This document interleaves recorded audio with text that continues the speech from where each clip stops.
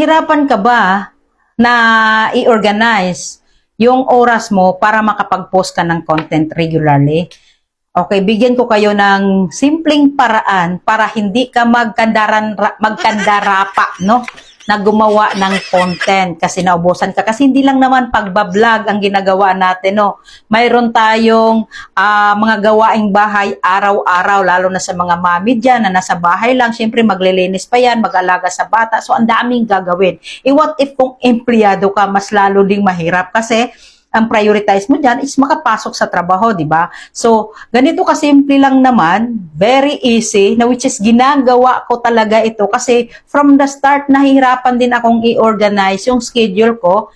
Kaya minsan, hindi ako makapag-post, no? Kasi na-priority ko yung, or na-prioritize ko yung ibang mga business meeting ko, mga business schedule ko. Siyempre, hindi ko pwedeng pabayaan yun kasi yun naman talaga din ako kumita ng malaki.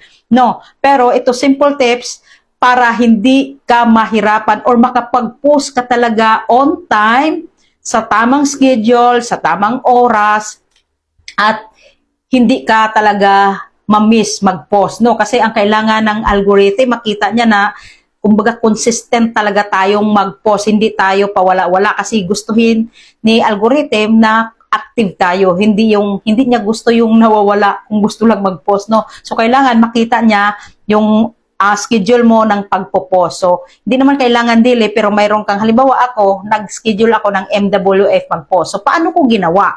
Ganito lang kasimple. Okay?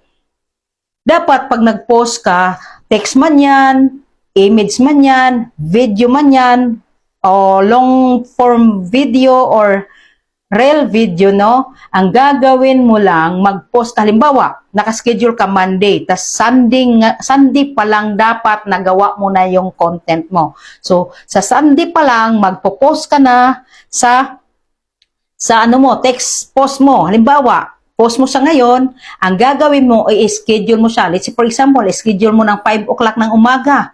Okay, para habang tulog ka at pagkagising mo, may post ka na. Alright? Pangalawa mong gagawin, okay? So, halimbawa, 2 hours interval. So, ang picture or image picture mo, ipopost mo siya. So, kung 5 ka, 6, 7, 8, pwede ka nang mag-post ng picture, no? So, i-schedule mo na siya. So, on that day na Sunday, i-schedule mo siya for Monday. Okay? Next is yung story mo. Yung reels video mo. Yung reels mo naman, kung nag-upload ka, so 9, 10, 11, pwede ka na ring mag-post. So, yung video mo, gagawin mo na on Sunday, pang-post mo ng Monday. Ganon din yung long form video mo. Okay, schedule mo na siya, 5 o'clock ba ng gabi, or 6 o'clock ng gabi, or 7 ng gabi. So, the whole Monday, may nagawa ka ng content. So, ganun lang paulit-ulit. So, by Monday, wala ka nang worry kasi naka-post ka na. So, Tuesday, gagawa ka ulit ng video para pang Wednesday. Ngayon, kung araw-araw ka nagpo-post, ganun pa rin naman ang gagawin mo. Ahead of the day, naka-post ka na. So, kung kailangan mo mag-post ng Monday, Sunday pa lang, nagawa mo na yung video, naka-schedule lang yan. Yes. By Tuesday, ginagawa mo na yung mga content mo ng Monday at nakaschedule ng Tuesday. So, ganun lang kasimple para hindi tayo maghabol, hindi po kayo magkandaran lapa, lalo sa mga mami, sa mga empleyado, or ano pang ginagawa ninyo. Mas maganda po yun. Sobrang relax po yun. So, yun nangyari sa akin, nakaka-relax ako. Okay? So, natutunan ba? Okay? Follow for more tips.